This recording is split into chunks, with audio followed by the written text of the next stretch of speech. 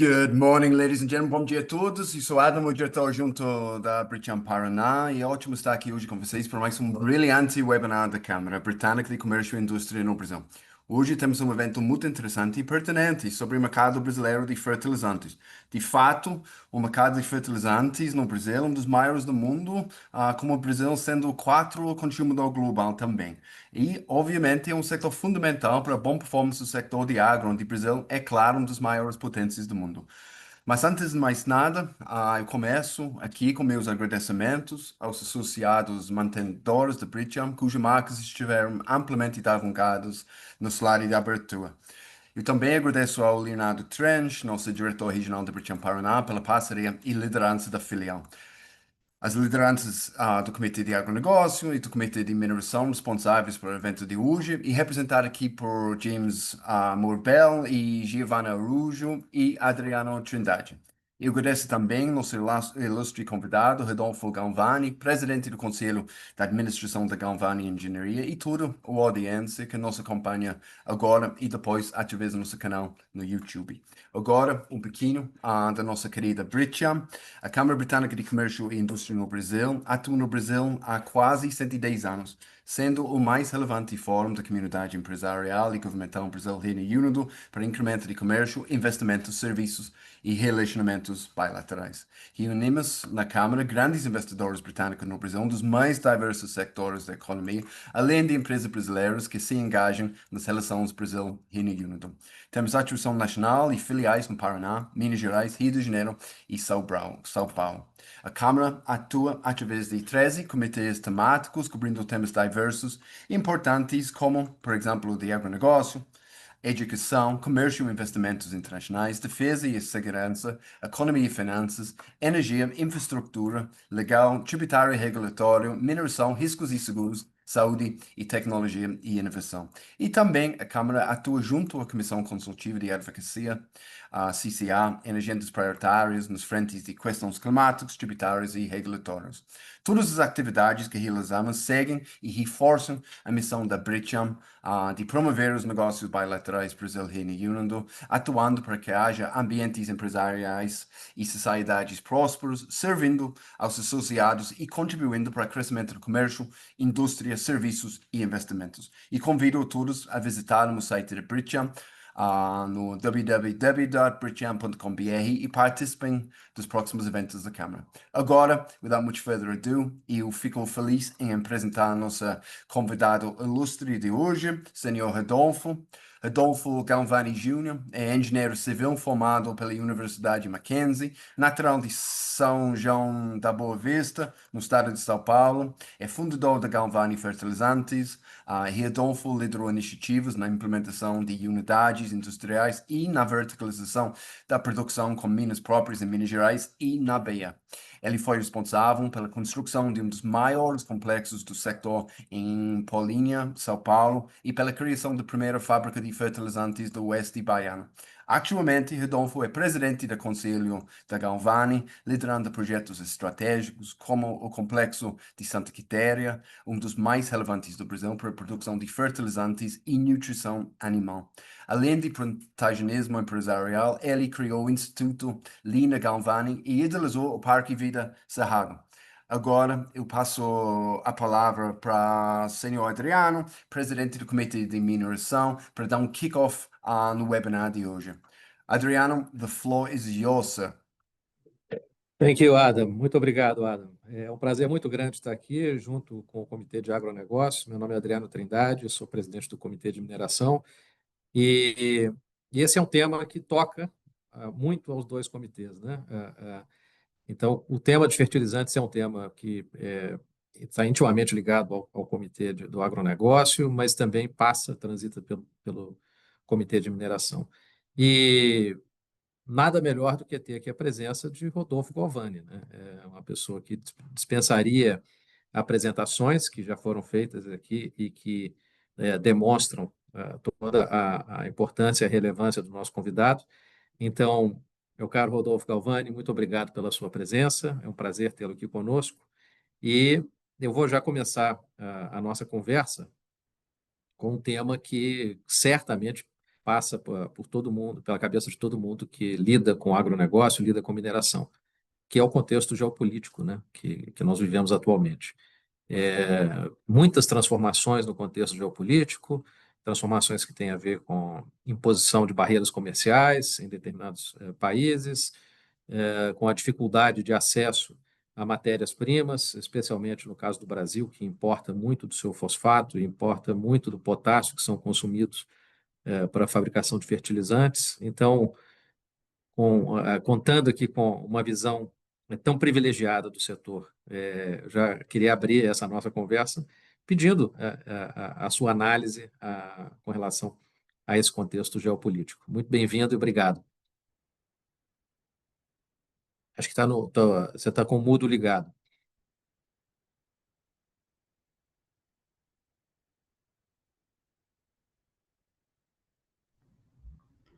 Está ouvindo Ótimo. agora? Sim, estamos ouvindo. Me desculpe. Bom dia para você, Adriano. Muito obrigado pelo convite. Bom, estou à sua disposição para perguntas e eu acho que aí fica melhor para a gente ir conduzindo, né? Então, você estava falando da situação geopolítica, sem dúvida alguma, isso tem ocorrido ultimamente com uma certa intensidade, né? Primeiro veio aquela guerra da Ucrânia, quando começou a guerra da Ucrânia, houve um, um aumento assim brusco nos preços de fertilizantes e uma certa instabilidade de suprimento, né? E agora, com essas tarifas do Trump aí também e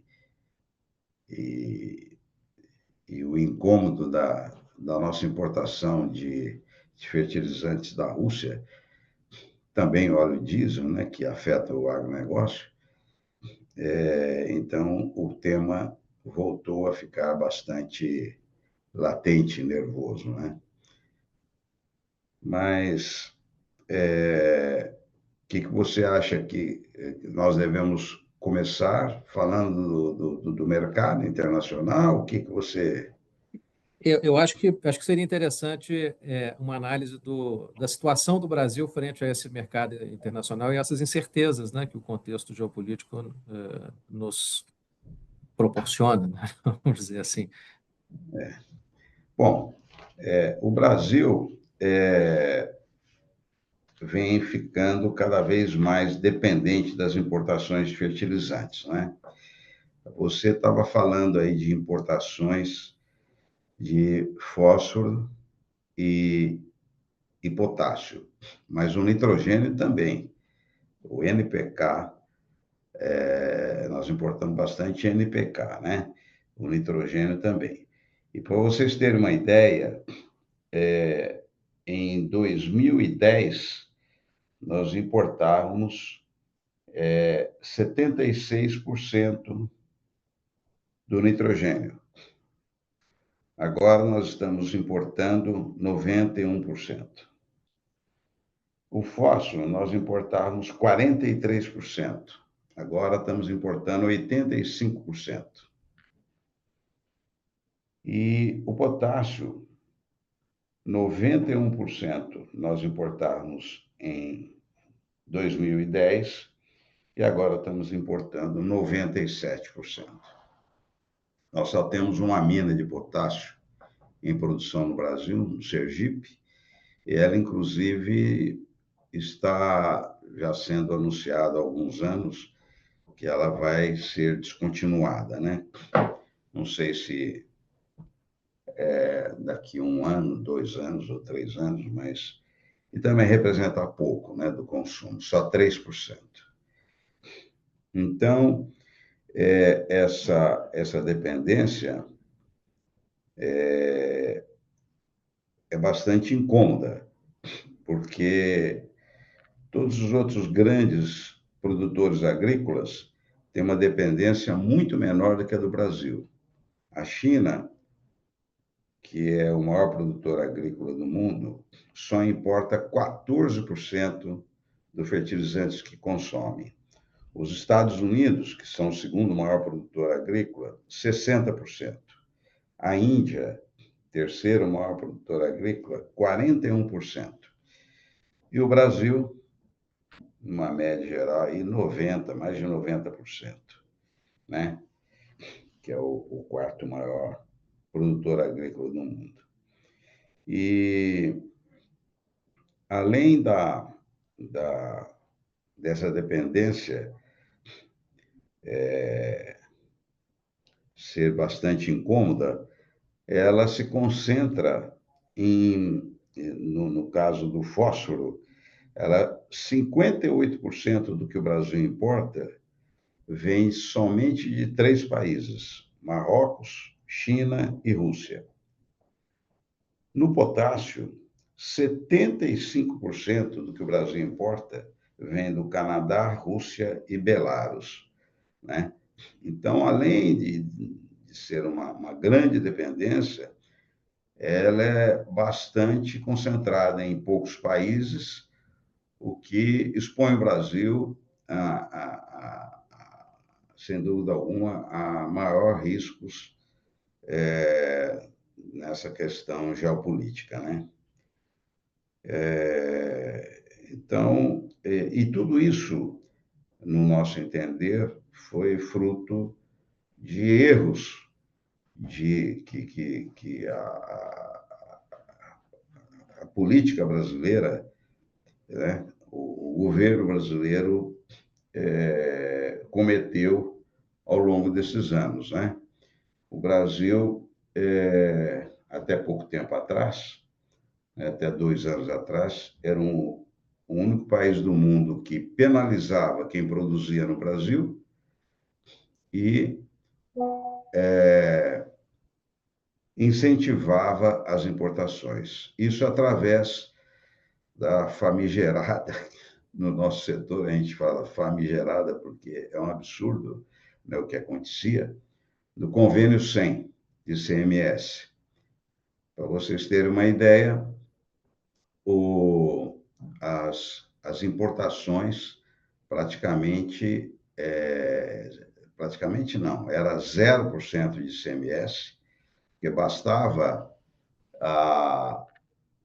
qualquer importador de fertilizantes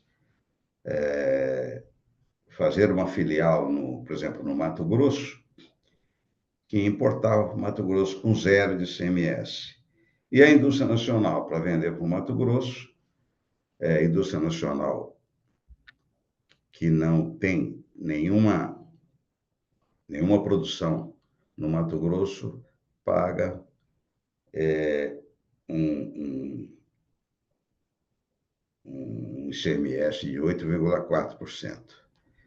Então, essa situação foi desestimulando a produção nacional e chegamos nesse estado que nós estamos vivendo hoje.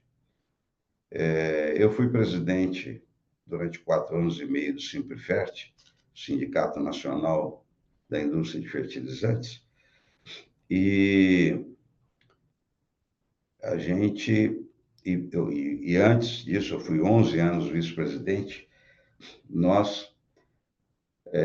foram incontáveis as viagens que nós fizemos a Brasília para tentar corrigir esse absurdo, né?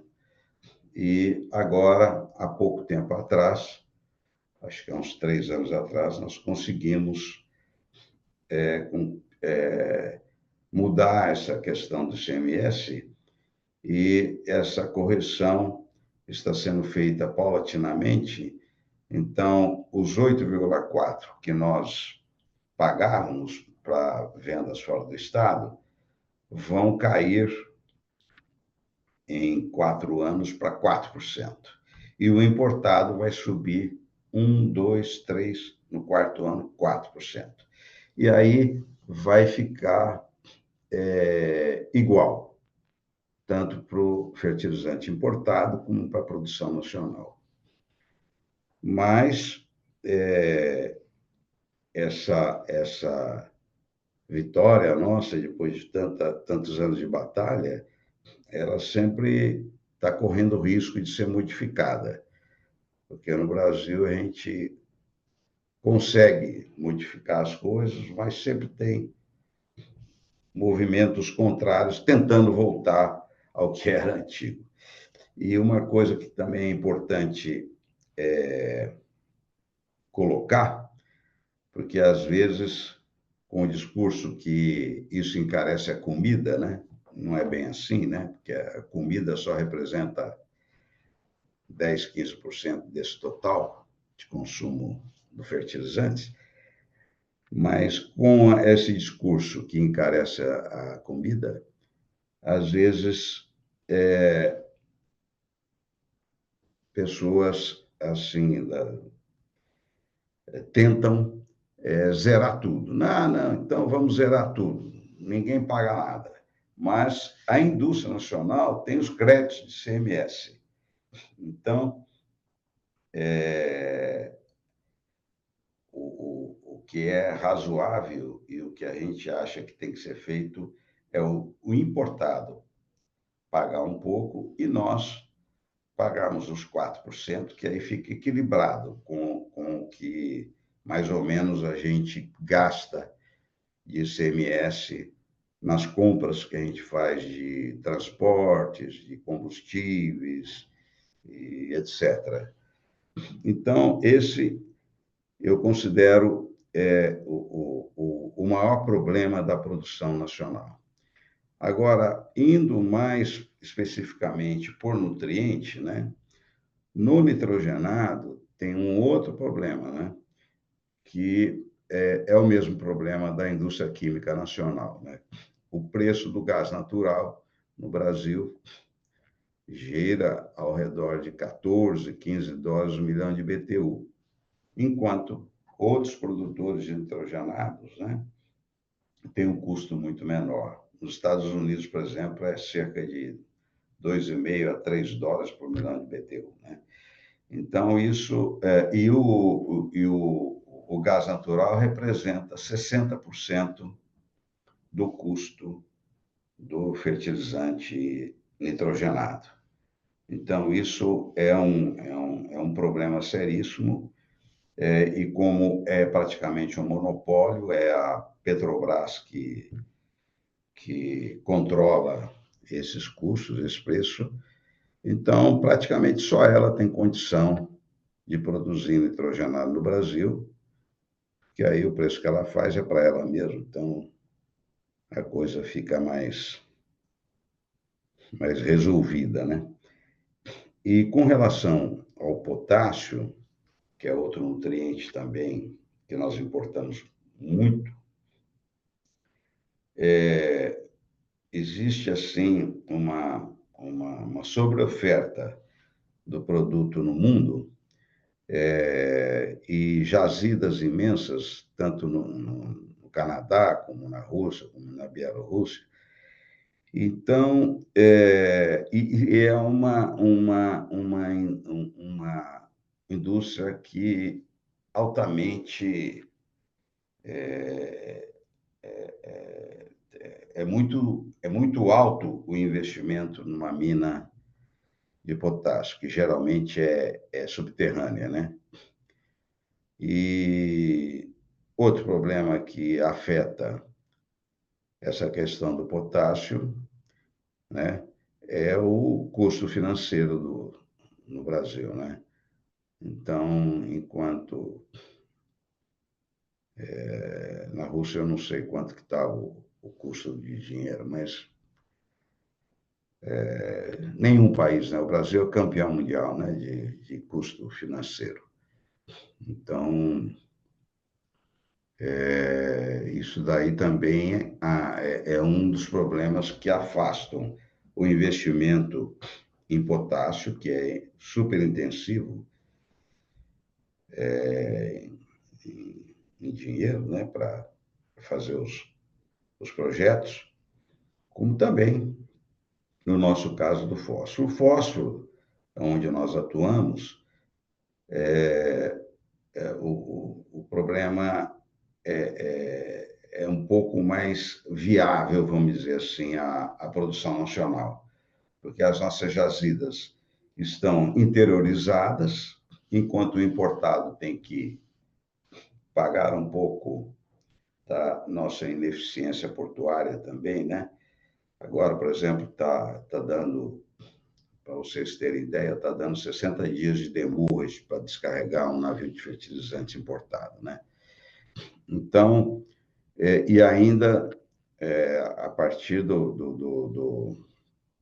da chegada do navio, né, nos portos, ainda tem que ser transportado o potássio até o consumo que está interiorizado, né? A nossa agricultura hoje, a grande maioria da nossa agricultura é produzida no cerrado, né? Grãos então tem que as minas de fosfato do Brasil, embora menores do que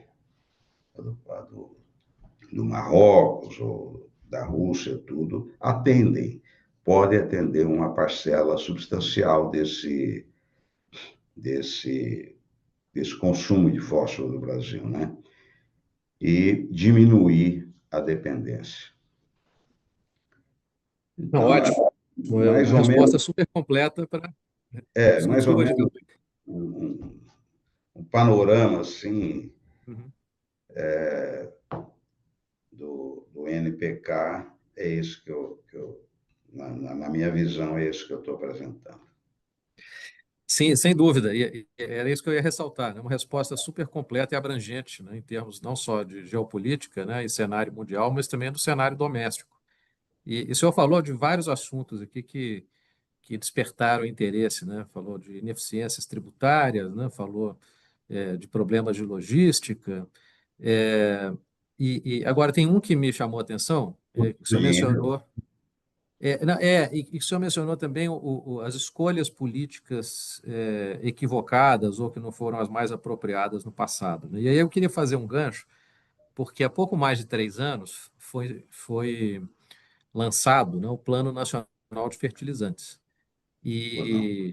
E agora, já com 3 anos aí de Plano Nacional de Fertilizantes, o que esse plano mudou, se é que mudou alguma coisa, no que ele pode ser aprimorado, enfim, que contribuições que esse plano ainda pode trazer para o mercado nacional de fertilizantes. Pois não. Bom, eu vivi o primeiro plano nacional de fertilizantes, que foi em 1978, né?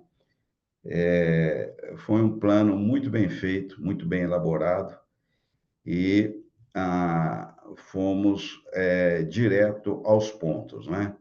Então, houve um incentivo, o governo deu um incentivo com financiamento pelo BNDES, uma série de incentivos para que acontecesse um aumento da produção nacional. E o plano foi muito bem elaborado. Para vocês terem uma ideia, na área de fosfato, por exemplo, foram iniciados a produção de 4 projetos. Em 1978, a Ara Fértil, que hoje é da Mosaic. Em 1979, a Vale Fértil, que hoje é Mosaic também, em Uberaba. Em 1980, a Copebras, aliás, na época era Fosfago, depois Copebras, agora é Cimoc, né? De chinês. E em 1981, a Goiás Fértil, que hoje também é da Mosaic. Então, houve assim um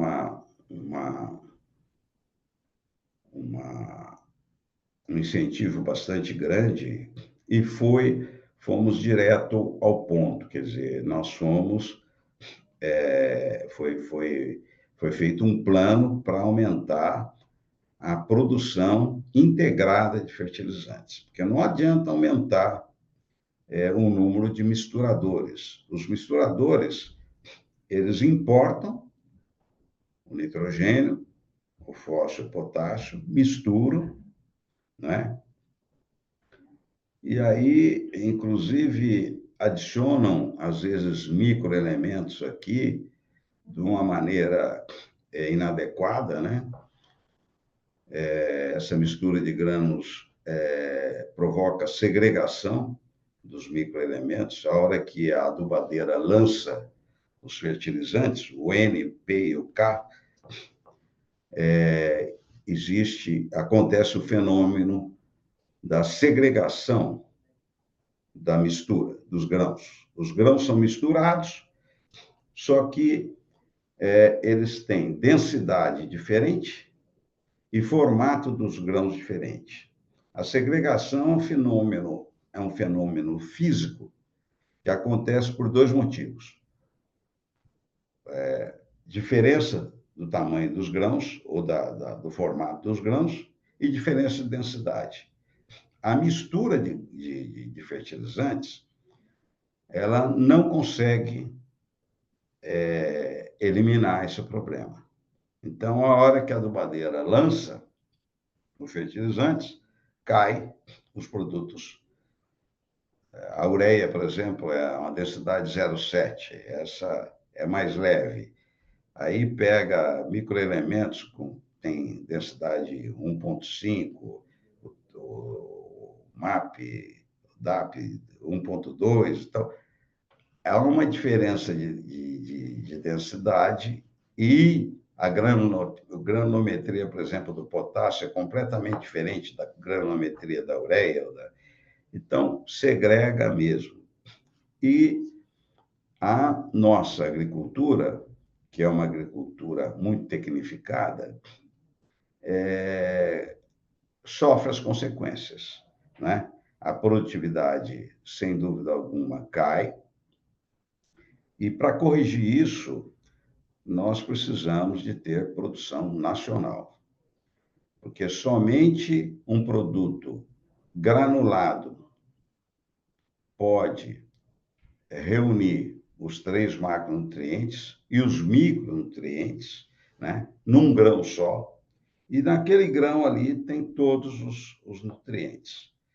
Isso é a maneira correta de se fazer um fertilizante. E outro detalhe também que atrapalha bem a questão da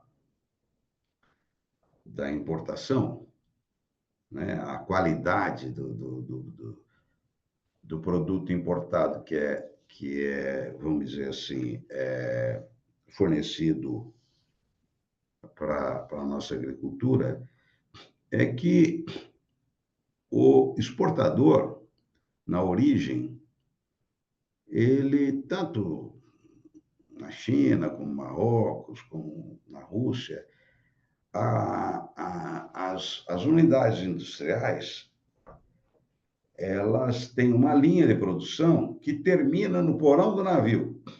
Então, no final da linha tem uma correia transportadora que despeja aquele fertilizante no porão do navio. Para onde vai esse navio? Ninguém sabe.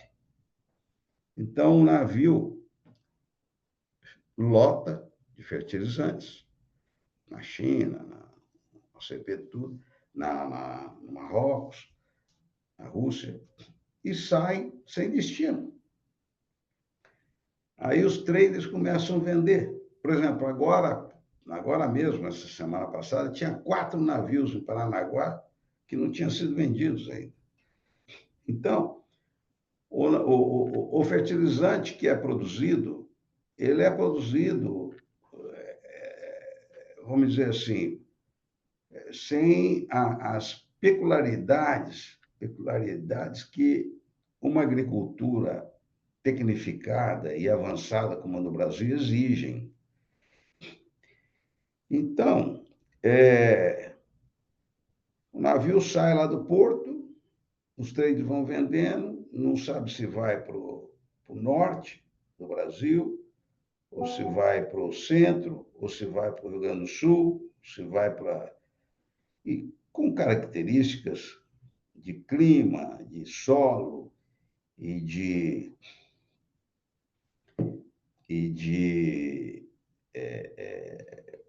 culturas diferentes, né? E esse mesmo navio pode ir para a Índia, pode ir para os Estados Unidos, pode ir para a Europa, pode ir para a Argentina, né?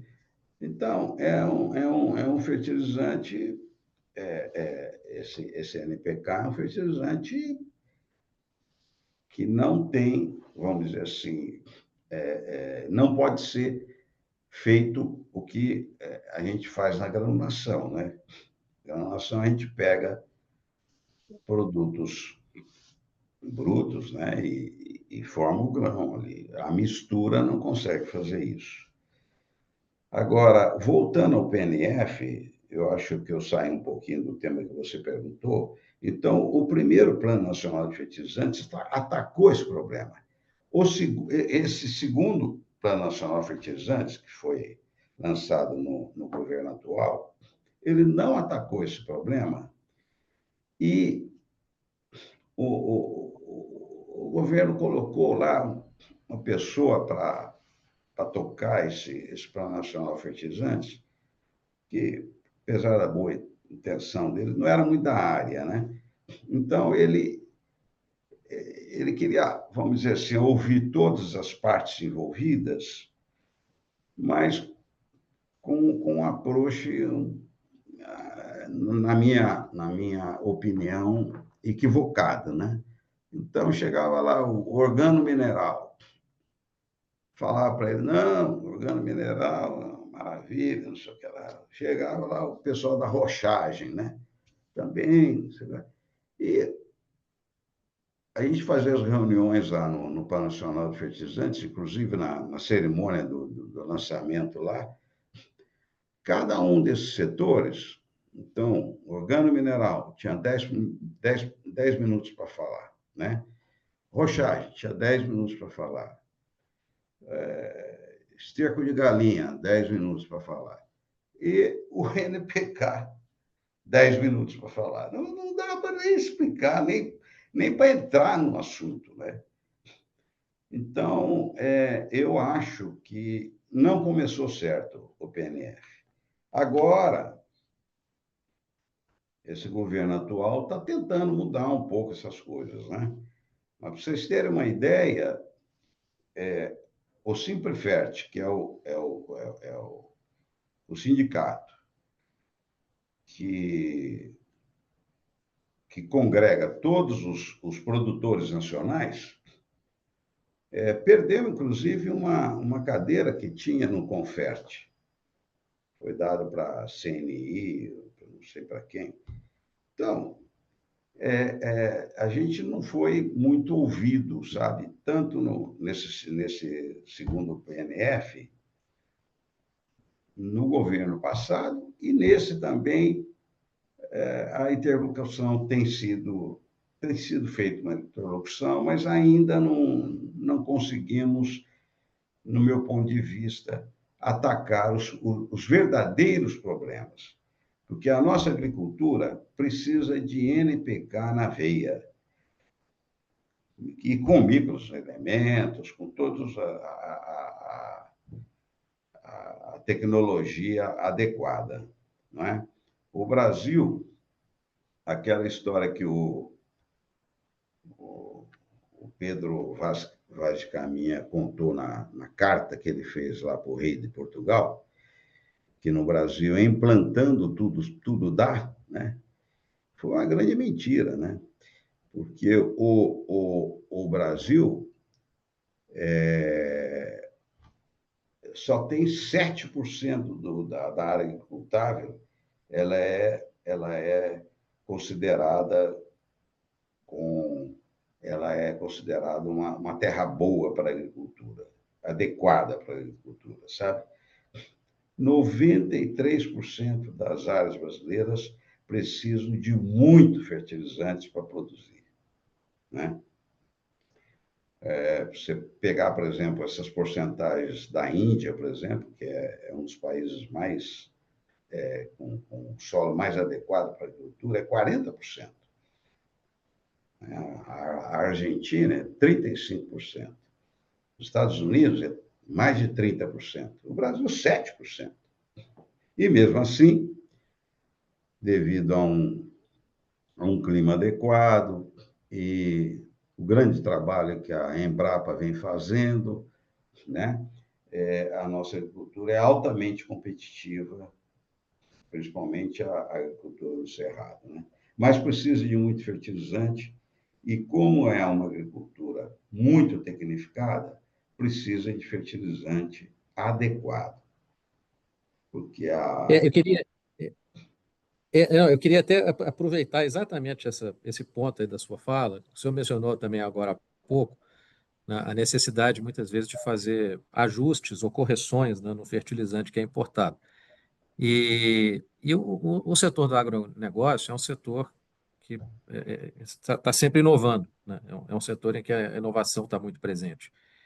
Como é que a gente vê essa inovação, né, no setor de fertilizantes? E até aproveitando aqui a participação, a pergunta do Rodrigo Cano, né, que tecnologias que você imagina como as mais promissoras, né, para melhorar a eficiência do NPK? nós temos que produzir NPK no grão, né? Com micros incorporados. Nós estamos há 50 anos no setor, sabe? E já vimos muita gente querendo inventar a roda aqui no Brasil, né? Quando nós começamos, veio a Ultrafértil, né? Do grupo Ultragás, né? Fez uma associação com os americanos aqui, queria vender adubo aplicado, né? Acabou quebrando a cara, fechou e foi um investimento grande que foi feito e depois descontinuado, né? Ultimamente, por exemplo, veio a Nutri, né, que é a maior produtora de fertilizantes do mundo, né? Ah, não, vamos vender através de revendas, tal, vamos os revendedores que têm que ter contato com os agricultores. Também não começou aqui, abriu um monte de filial, tudo, fez um monte de coisa. Também quis replicar aqui o que ela faz nos Estados Unidos, né, que é a mistura de grãos, tal. Também não foi bem, acabou fechando, saiu do Brasil agora, há pouco tempo atrás. Isso é público. Estou falando porque é público, né? Então, o que a gente precisa, e modéstia à parte, é o que nós fizemos na Bahia, né? Nós chegamos na Bahia em 92, junto com os pioneiros, né? E fomos com erros e acertos, tentativas, tal, ajustando as coisas, colaborando estreitamente com os produtores, né? E conseguimos transformar um solo bastante pobre em nutrientes, né? Bastante arenoso, mas com uma topografia muito adequada, com chuvas não regulares, mas chuvas suficientes, sol nem se fala, tudo. E o que nós temos hoje, né? É uma prova cabal de que, se fazendo trabalho adequado, com tecnologia, a gente chega lá, né? A Bahia hoje tem, o oeste da Bahia hoje tem a maior produtividade de soja do Brasil. A produtividade da Bahia é superior à produtividade de Mato Grosso. E talvez a maior produtividade de soja do mundo, né? A maior produtividade de algodão e uma ótima produtividade também de milho, né?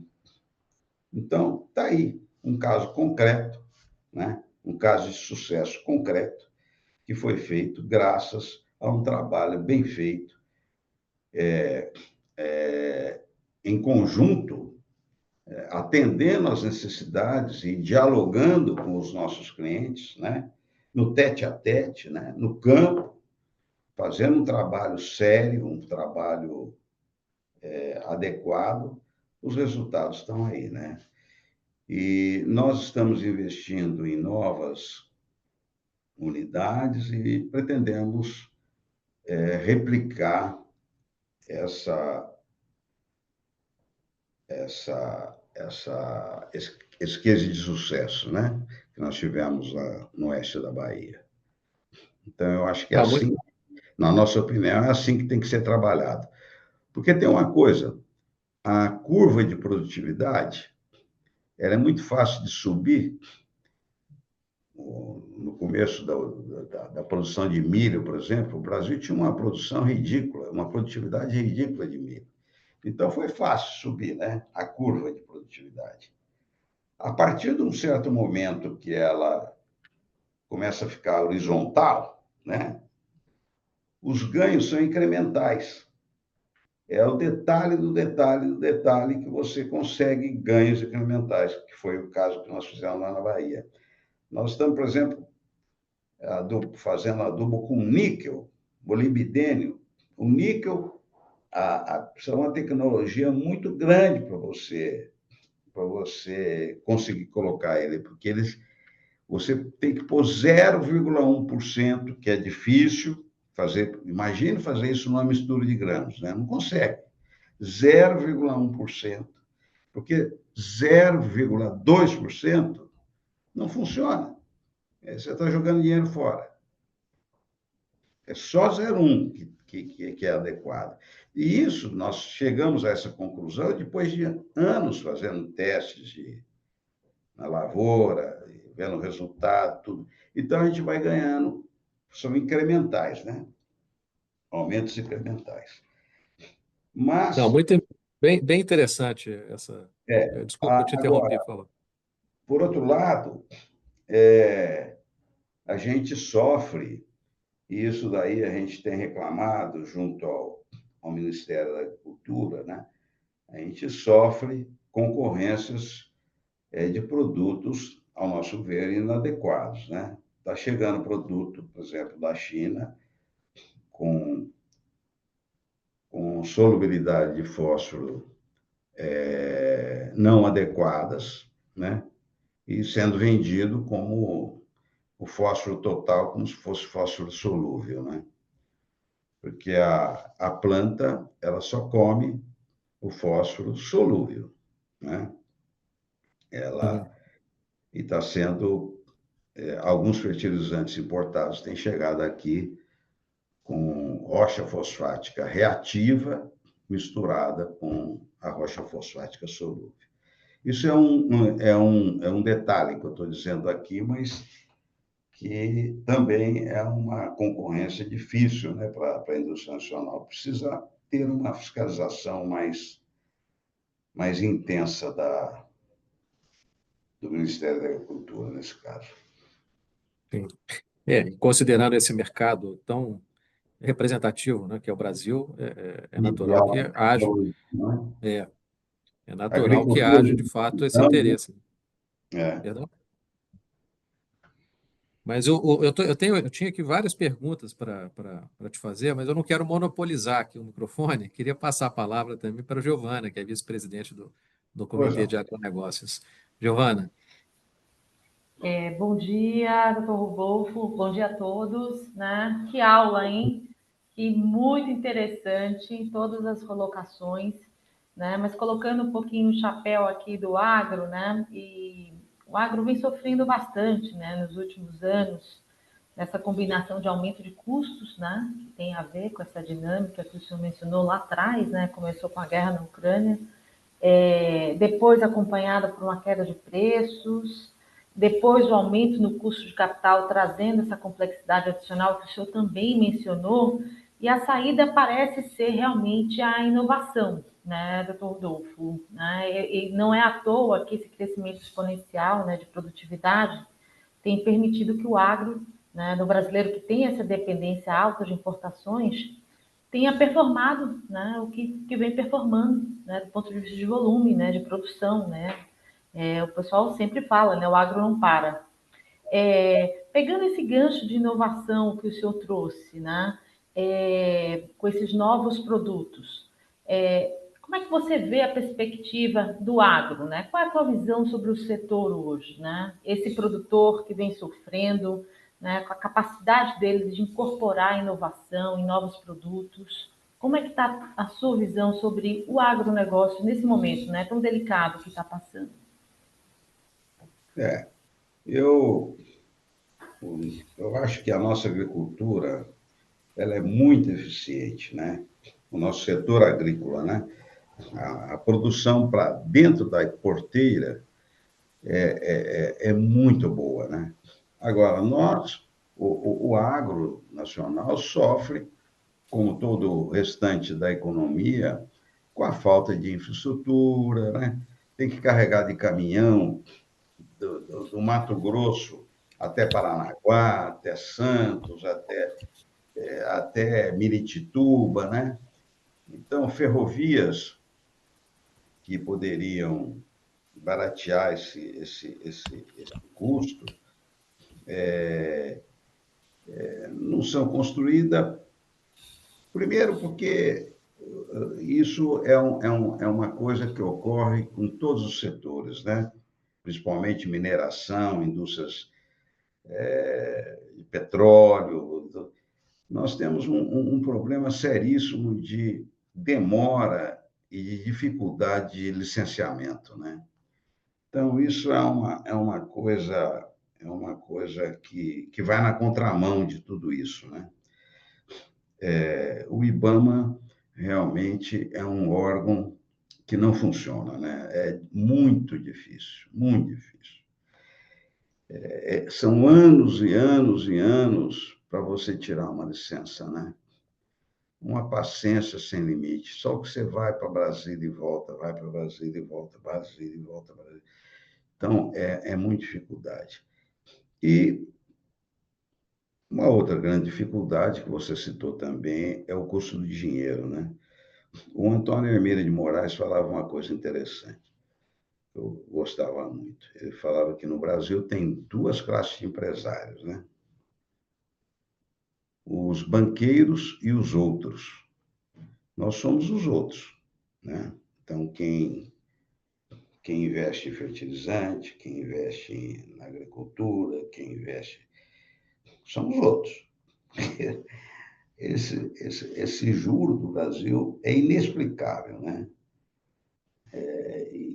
E eu também não gosto de falar muito só no agro, né? Porque o Brasil, às vezes as pessoas, no meu modo de entender, têm uma visão errada, né? Quando diz que o Brasil, a vocação do Brasil é a agricultura.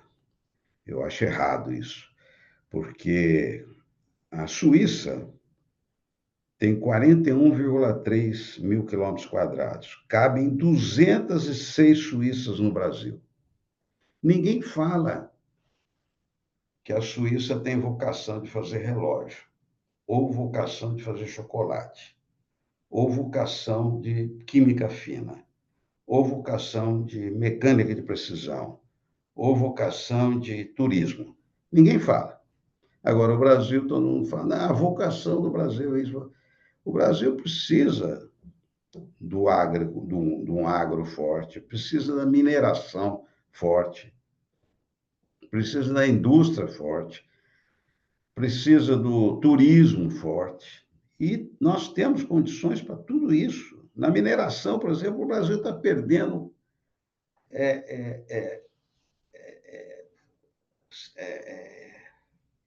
oportunidades fantásticas. E aí vem o nosso projeto de fosfato e urânio, né? O mundo está carente de urânio. A China está precisando de urânio. A França está precisando de urânio. Os Estados Unidos precisam de urânio. Não tem urânio também, né? Os Estados Unidos importam urânio da Rússia e do Canadá. né? Para as 90 e poucas usinas nucleares que eles têm, né? E a gente não consegue licenciar. Nós ganhamos a primeira concorrência do projeto Santa Quitéria em 2006. Ganhamos, começamos, mas não levamos. Aí tiraram da gente, deram para o segundo colocado, com uma série de... que não foi para frente. Aí, em 2008, foi feita de novo a nova concorrência, participou a Galvani, a Bung e a Vale do Rio Doce. Na época ainda era a Vale do Rio Doce. Nós ganhamos de novo. 2008, nós estamos em 2025, nós não temos a licença ainda. E o Brasil importando urânio para as duas plantas que tem duas usinas nucleares que tem, né? Tinha uma pequena produção em Caetité, que não era suficiente e que era um custo muito alto. Hoje está desativada, Caetité. E nós, que poderíamos suprir toda a necessidade de Angra 1, Angra 2, Angra 3, e sobrar ainda para exportar, né? 40% só da nossa produção prevista para Santa Quitéria daria para abastecer as nossas usinas nucleares, Angra 1, Angra 2 e Angra 3, e exportar os excedentes. E não sai a licença. A questão de... porque é um monopólio também, para exportar. Está aí um projeto de lei que vai na Câmara dos Deputados, volta, e não consegue. Ainda não foi regulamentada essa exportação de urânio. Então, e aí outras oportunidades na área de mineração, né, que não vão para frente, porque é muito difícil, né? A Vale do Rio Doce produzia, o ex-ministro Tarcísio falava sempre isso, né?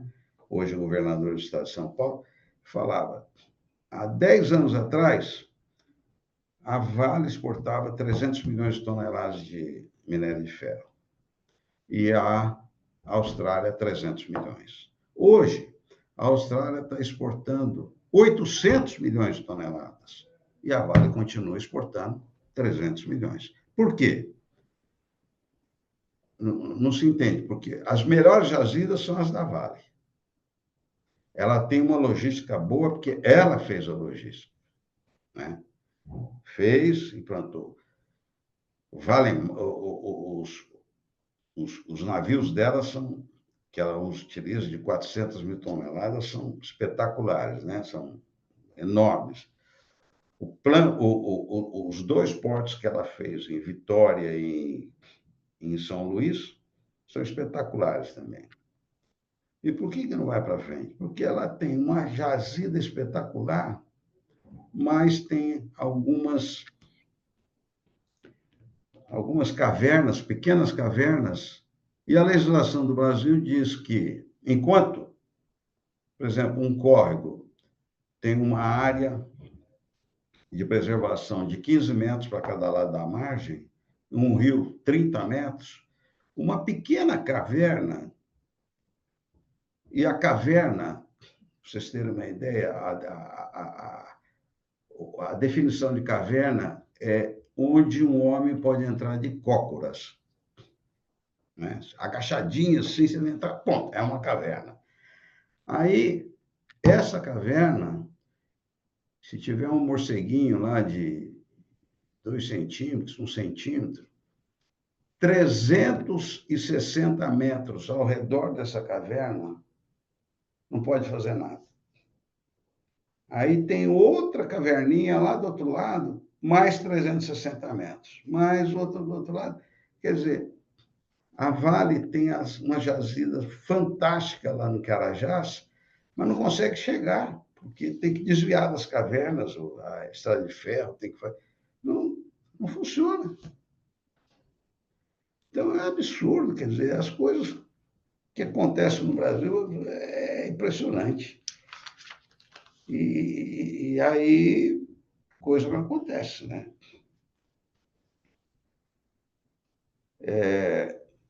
Tirou. Não sei se Não, eu queria eu aproveitar. divaguei um pouco, mas Não, eu queria mas aproveitar que. a questão, eu estou vendo, Adriano, que você é do Comitê de Mineração, né? Então, você deve conhecer esse problema que eu citei aqui, né?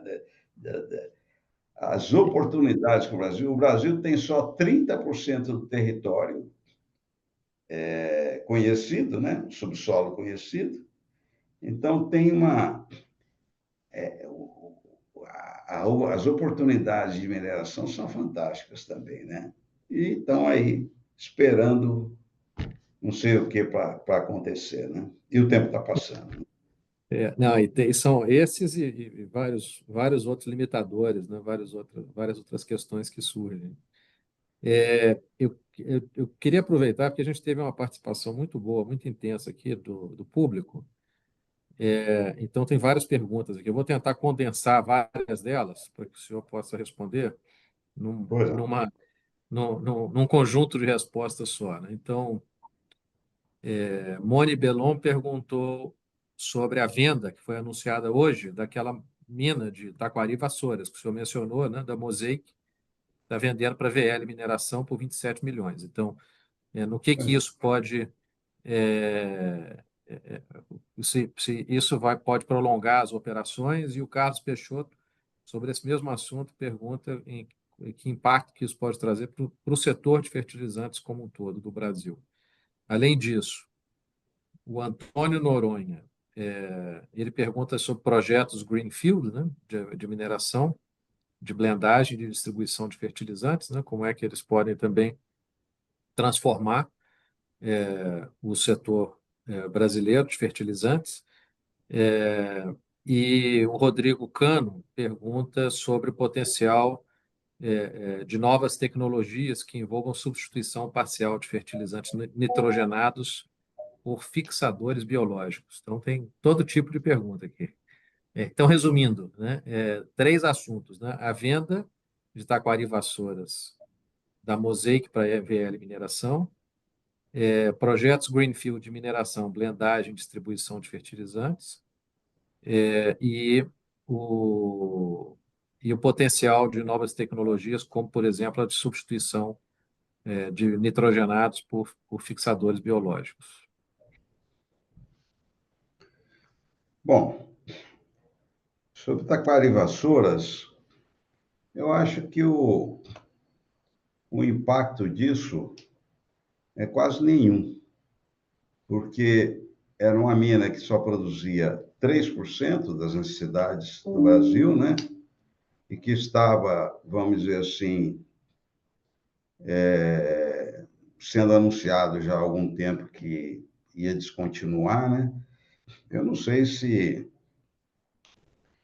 quem comprou Taquari Vassouras tem alguma outra informação, ou teve alguma outra informação diferente dessa, né? Porque o que a gente, no setor, já conhece há muito tempo é que Taquari Vassouras é uma mina pequena e em processo de exaustão, né? Então, eu acho que não vai alterar em nada. Agora, já tem outros projetos, né? Teve um projeto da Potássio do Brasil lá na Amazônia. Essa é uma mina grande, né? Uma mina que estava prevista para 4 milhões de toneladas, mas o, o, o, o investidor lá também passou para frente aquele projeto lá. Eu não sei se quem comprou vai continuar tocando aquele projeto lá. Aquele é um projeto grande, mas também sofreu um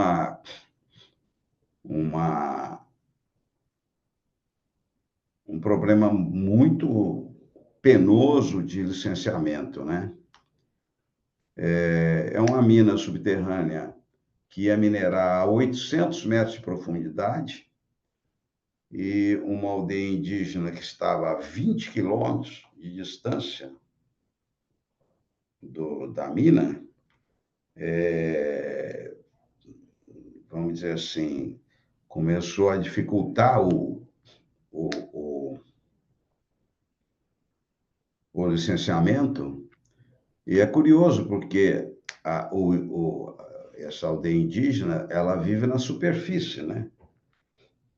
800 metros acima do local onde vai ser explorado, né? Então, como que uma exploração subterrânea a 800 metros de profundidade pode atrapalhar um índio que vive a 20 quilômetros de distância na superfície? E lá ainda a Potássio do Brasil conseguiu o licenciamento, porque foi mais um licenciamento estadual, né? Porque se caísse no IBAMA, eu acho que não sairia também. Agora, sobre fixadores biológicos, um dos grandes feitos da Embrapa foi conseguir, eu não sei se ele estava se referindo a isso, né? A soja do Brasil, ela não usa adubo nitrogenado, né? Porque uma pesquisadora da Embrapa conseguiu viabilizar a fixação de nitrogênio por uma bactéria chamada Rhizobium, que ela inocula na semente de soja. Então, isso foi uma grande vitória da agricultura brasileira, sabe? E explica, em boa parte, o grande sucesso da soja brasileira, né? Enquanto a soja da China, plantada na China, nos Estados Unidos, na Rússia, tudo, ela precisa de muito adubo nitrogenado, porque mesmo se esse risóbio fosse utilizado lá, a neve mata, ou vamos dizer, destrói essa bactéria. Então, é uma tecnologia que só vale para a agricultura tropical. Para a agricultura, vai bem na agricultura do cerrado, tudo. Então, os fixadores biológicos estão... Para a soja é um sucesso. Agora, estão tentando outros fixadores para cana-de-açúcar, não conseguiram ainda. Para feijão, tem um pouco mais de possibilidade de sucesso. E essa questão de